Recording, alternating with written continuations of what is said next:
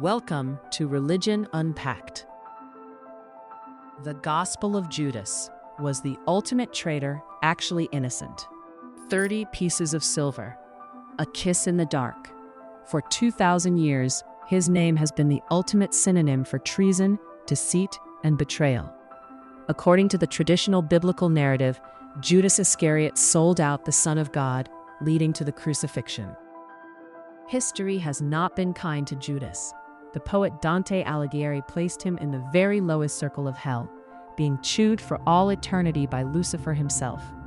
For centuries, he was the undisputed villain of the Christian story.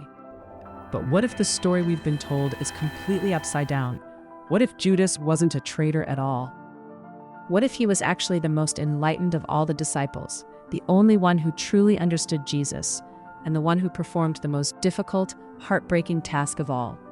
Today, we are going to unpack one of the most explosive archaeological discoveries of our time, the Gospel of Judas. We will trace its miraculous journey from an Egyptian cave to a freezing bank vault, explore its shocking alternative view of Jesus, and reveal the secret conversation that changes the meaning of the betrayal forever. The story of the manuscript is an archaeological thriller. In 1978, in the Egyptian desert near Al-Minya, local farmers were digging in a limestone cave when they stumbled upon a stone box. Inside was a papyrus book bound in leather. It was an ancient codex. The farmers had no idea what they had found. They sold it to a local antiquities dealer for a fraction of its worth. For the next 2 decades, this priceless piece of human history was dragged through the criminal underworld of the international black market. At one point, it ended up in a bank vault in Hicksville, New York.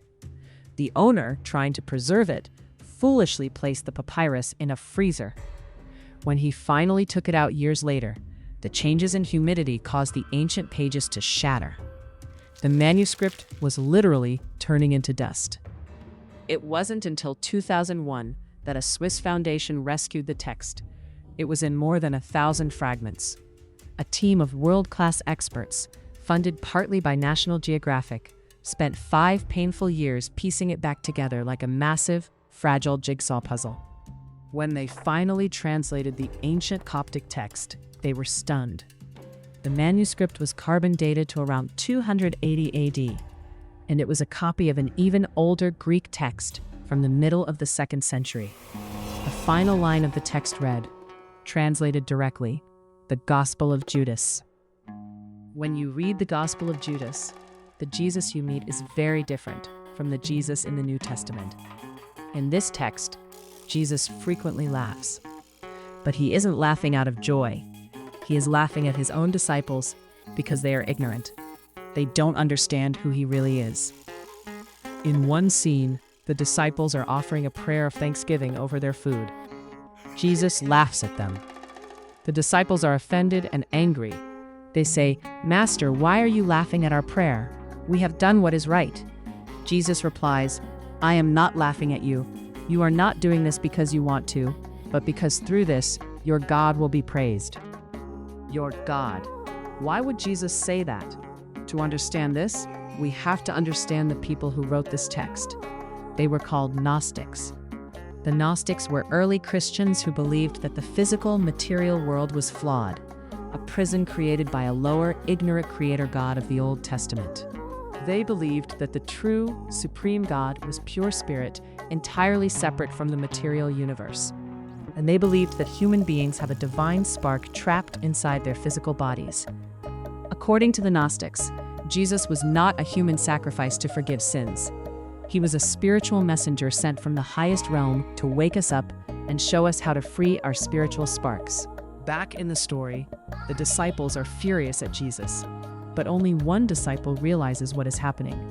Judas Iscariot stands up. He looks at Jesus and says, "I know who you are and where you have come from.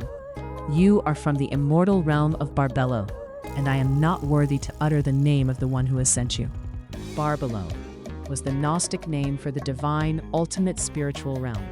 By saying this, Judas proves that he is the only one who truly grasps Jesus' divine, alien origin. The other disciples are still worshiping the lower creator God. Because Judas understands, Jesus pulls him aside. He tells Judas that he will teach him the mysteries of the kingdom, secrets that no other human has ever seen.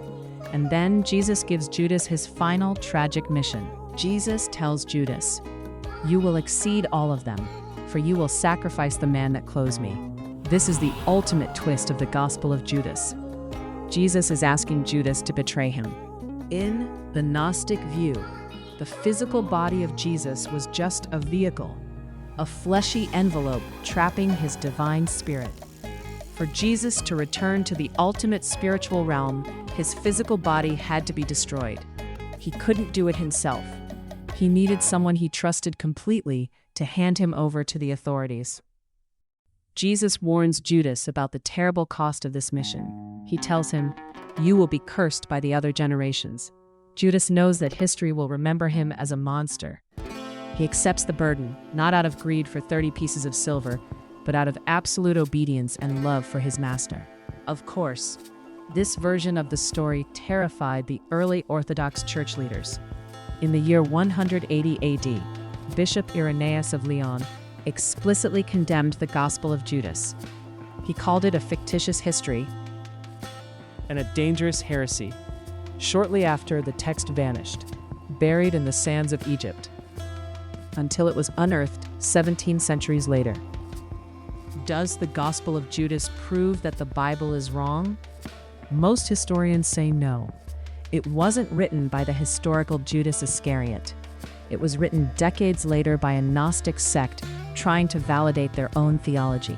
But what it does prove is that early Christianity was incredibly diverse.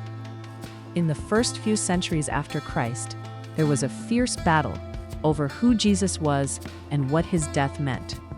The Gospel of Judas is a fascinating voice from the losing side of that battle, a voice that was silenced, buried, and finally resurrected to tell its secret story. And that is the Gospel of Judas, Unpacked. Thank you for watching Religion Unpacked. Subscribe and click the bell so you don't miss a new upload.